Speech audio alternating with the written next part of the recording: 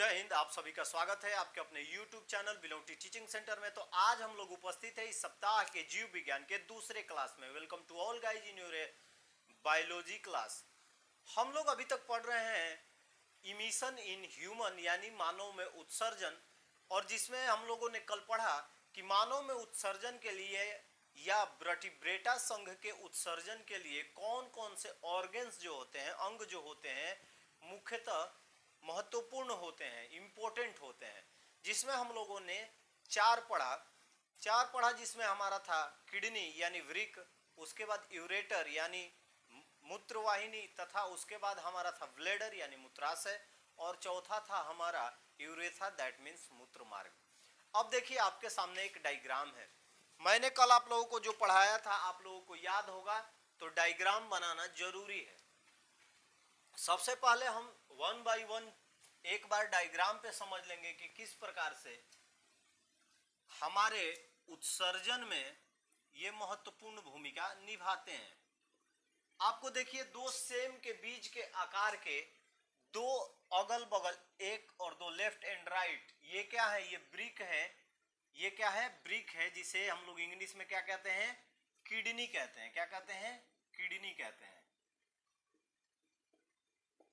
ये हमारे शरीर का या मनुष्य या वर्टिब्रेटा संघ का सबसे महत्वपूर्ण अंग होता है, जिसे हम लोग किडनी कहते हैं। ये सेम के बीज के आकार का होता है, जो 10 सेंटीमीटर लंबा, 5 से 6 सेंटीमीटर चौड़ा तथा 2.5 से 4 सेंटीमीटर मोटा होता है। अब देखिए ये ब्रिक है, आपको दिखाई दे रहा होगा। ब्रिक से एक नालिका निकलती है जिसे हम लोग क्या कहते हैं? मूत्रवाहिनी कहते हैं। दैट मीन्स यूरेटर कहते हैं। क्या कहते हैं? यूरेटर कहते हैं। ये इससे सटी हुई यहां से निकलती है, ये आपको दिखाई दे रहा होगा। इसको आप लोग क्लीन बना लीजिएगा। यानी हमारा जो वृक्क होता है वो हमारे उदर भीति से सटे हुए दोनों भाग में होता है। ये लेफ्ट और राइट हमारे दाएं और बाएं दोनों साइड होता है। इससे एक नालिका निकलती है जो आकर मूत्राशय यानी ब्लैडर में मिलती है। कहां मिलती है? ब्लैडर में मिलती है। ब्लैडर में मिलती है। ये नालिका कहां आके मिल रही है? देखिए ब्लैडर में मिल रही है। तो ये जो ब्लैडर जो होता है ये हमारा क्या है? मूत्राशय है। यानी पहला ब्रिक, दूसरा हमारा मूत्रवाहिनी यूरेटर, तीसरा है मूत्राशय यानी ब्लैडर।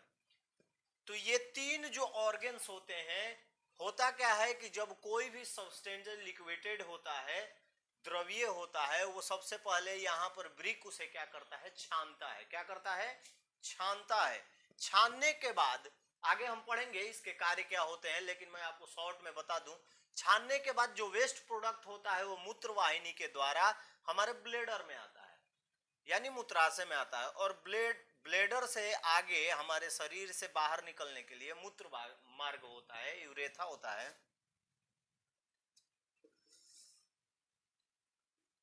ये जो होता है इससे क्या होता है? ये जो वेस्ट प्रोडक्ट हैं वो हमारे शरीर से बाहर निकल जाता है। ठीक है, तो इसको आप लोग बना लीजिएगा।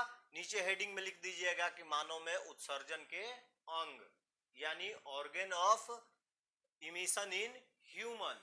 तो इसको आप लोग बना लीजिए। उसके बाद चलते हैं हम लोग, अब पढ़ेंगे इंटरनल स्ट्रक्चर ऑफ किडनी यानी ब्रिक का आंतरिक संरचना। इसको फटाफट बना लीजिए।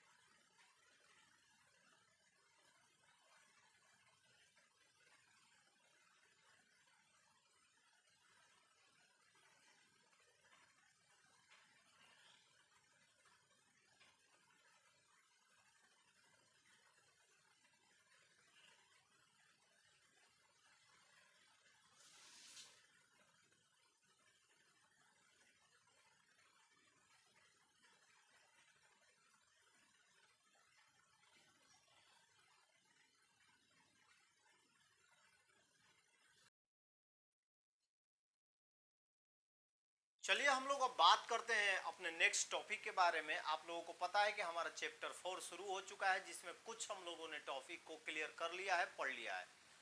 अब चलिए हम अपने अगले टॉपिक के बारे में बात करते हैं। तो ब्रिक की आंतरिक संरचना हमारा अगला टॉपिक है। That means internal structure of kidney, यानी अंदर से किडनी किस प्रकार से संरचित होती है, किस प्रकार से दिखाई देती है, उसके बारे में पढ़ेंगे। या किन किन चीजों से वो बनी होती है और किस प्रकार से उसका समूहन किया जाता है, उसके बारे में हम लोग पढ़ेंगे, चर्चा करेंगे।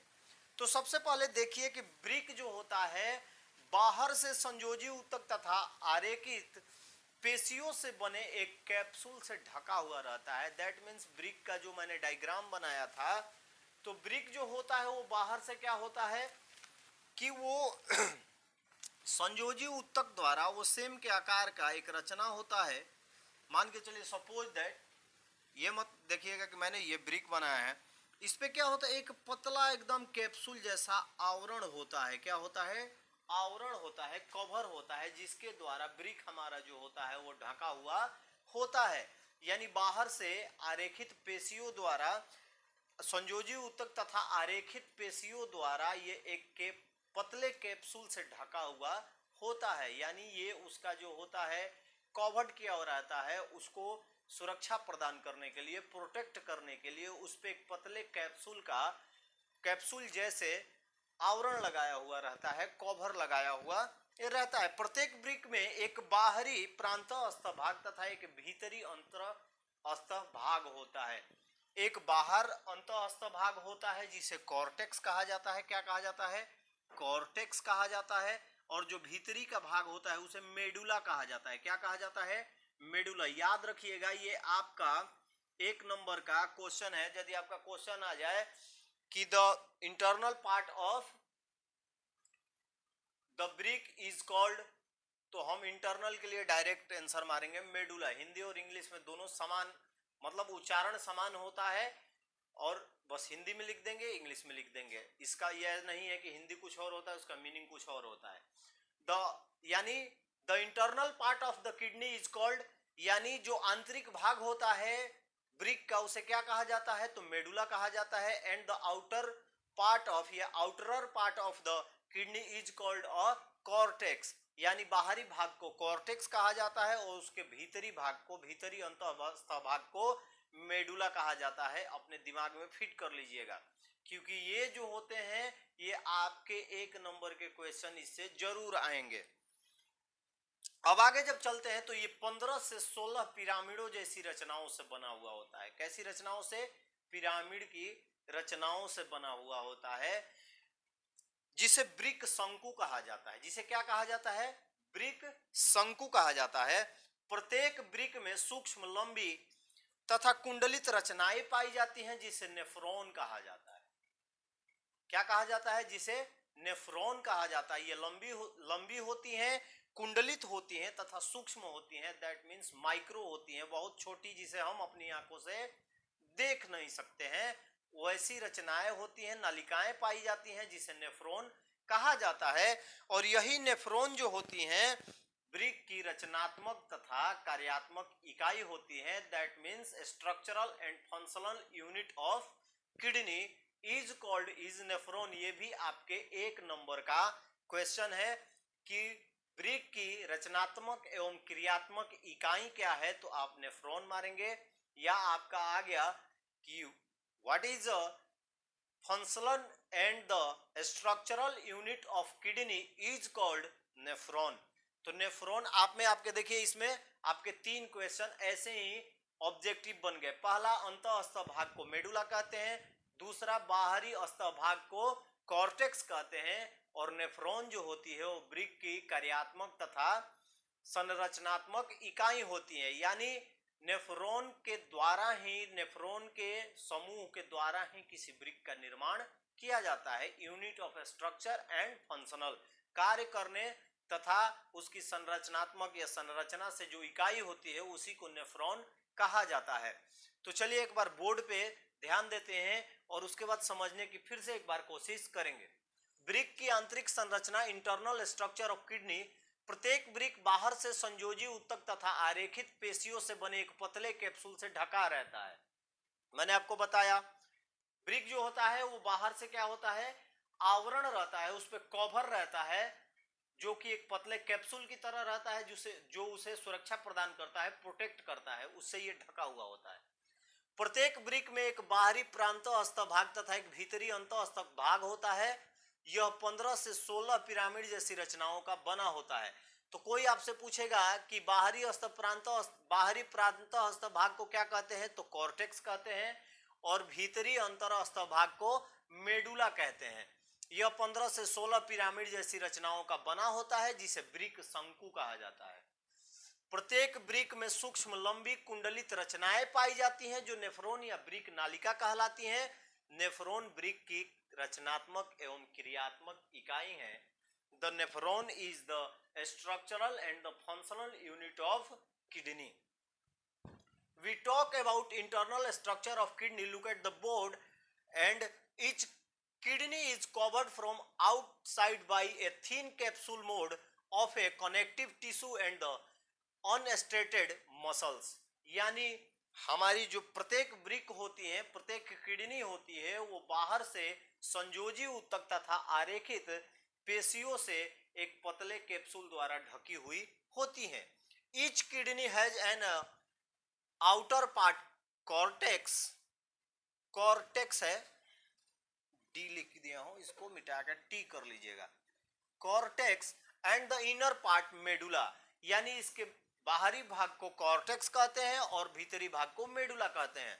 It is a made of 15 to 16 pyramid like structure called renal cone, यानी पिरामिड ऑफ किडनी, और ये 15 से 16 पिरामिड जैसी रचनाओं से बनी रहती है, जिसे वृक्क शंकु कहा जाता है। दैट मीन्स रेनल कोन कहा जाता है, या पिरामिड ऑफ किडनी भी आप लोग कह सकते हैं, वृक्क का पिरामिड।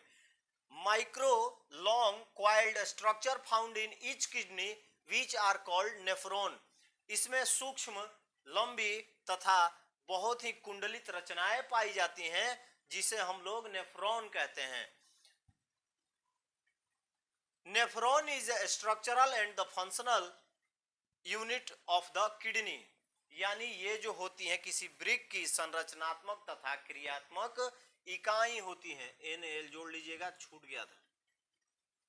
तो ये होता है हमारे वृक्क का इंटरनल स्ट्रक्चर, यानी प्रत्येक वृक्क जो होता है वो बाहर से पेशियों द्वारा संयोजी उत्तक के द्वारा एक कैप्सूल से ढका रहता है।